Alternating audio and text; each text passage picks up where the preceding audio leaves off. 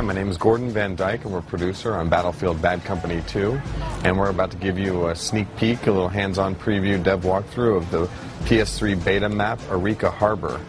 Eureka Harbor is going to give you the Rush game mode, and the Rush game mode is an objective-based game mode that's going to put you with attackers versus defenders. So right now I'm the attacker, and our objective is to take the crates. Now, as you just saw, I got revived, which is something that's new to Bad Company 2 that wasn't in Bad Company 1.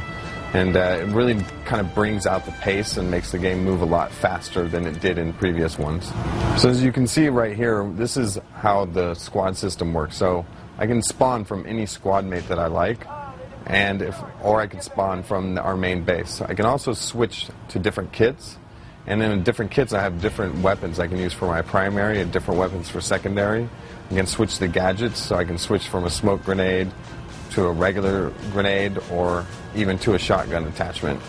You can also do specializations, and you unlock these specific to your kits. And so I can unlock different items to kind of make my character unique, but I can only do a certain one of each so that your character doesn't become overpowered.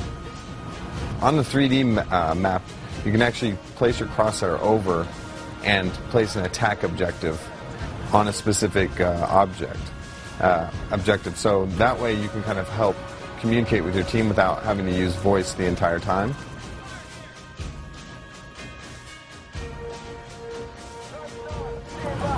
So now that we've armed the charge, the best thing to do is kind of put up a defensive thing without dying. And that's the kill cam. The kill cam is just more to show you who it was that killed you and kind of give you a look at the character so you kind of know what the situation was. And it's not there, it's not going to really reveal where the enemy is. So the kill cam is just more to bring more personality to the situation that happened.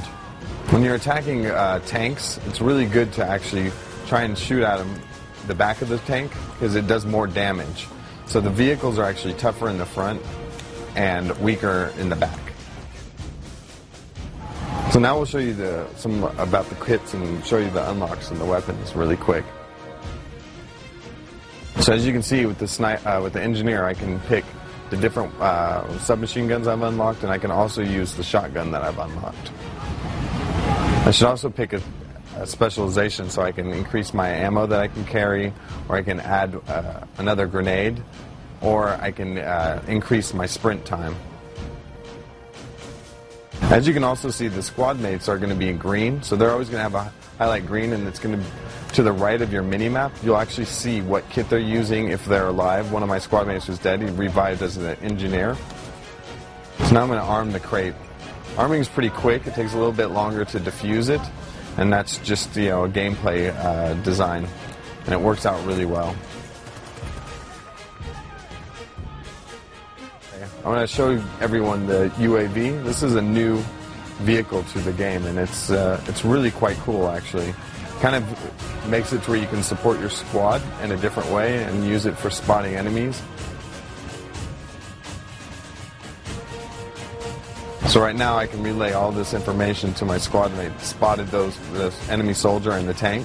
You also have a missile that you can call in for a missile strike on vehicles. It's pretty damaging. Now, if you look at the road, you can see all this is from terrain destruction. So we have, the destruction isn't just on objects and buildings, it's also on the terrain. So as the combat evolves, so does the terrain around you. And it can become quite an interesting situation if you're trying to drive a Jeep pretty quickly through it. So we took the end, and now at the end you're always going to see a cinematic sequence. So if the attackers win, you get the winning sequence, and then if the defenders win, they get a winning sequence, which would be different. And here you'll see the end of round screen. It's going to give you a whole bunch of details about what you did. You can see the dog tags you took and the name of the person who they belong to. You can see the different pins that you earned. You can also check and see what your progression is to unlock. So I see that I unlocked a new submachine gun, and then I can see in the green how far away I need to get to unlock even more of my unlocks.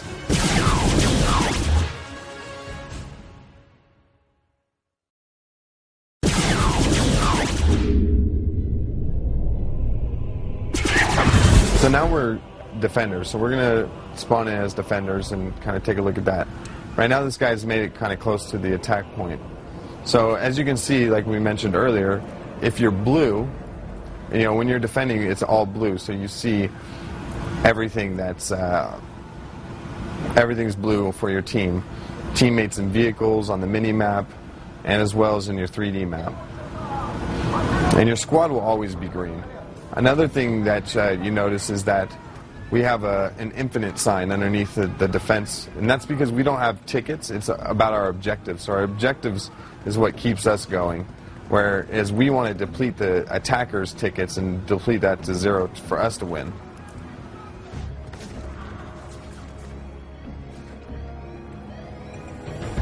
This is disarming. You just come up to the crate if it's been armed, and you can disarm it.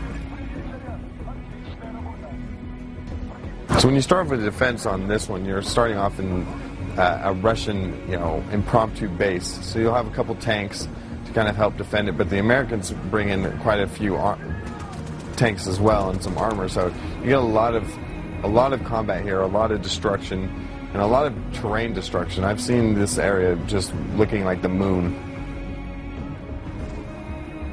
That guy up in the top is trying to chip away at our building to use the fact that the building can be taken down by it. Oh, a really cool thing that just popped up is for the XM8, I got a bronze star. So something that's new to Battlefield Bad Company 2 is you can actually earn rankings on weapons. So if you use a weapon often, you can actually rank up on that and kind of show off your skills at using a particular weapon. Now, I've seen a lot of people commenting, asking, where's the mechs, where are the mechs?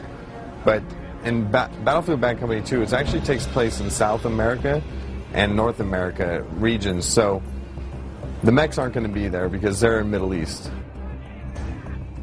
Now, in this beta, it's really important for us to get feedback from the users. We're at a development stage. This is actually, the term beta was just used to explain the playtest beta, but we're actually in early alpha stage on this build. So we'll have time releasing the beta at this date to actually get the feedback and implement the stuff that's critical or important to really balance out the game. So I hope you enjoyed the preview of Arica Harbor, and Battlefield Bad Company 2 is releasing March 2nd in North America and March 5th in Europe.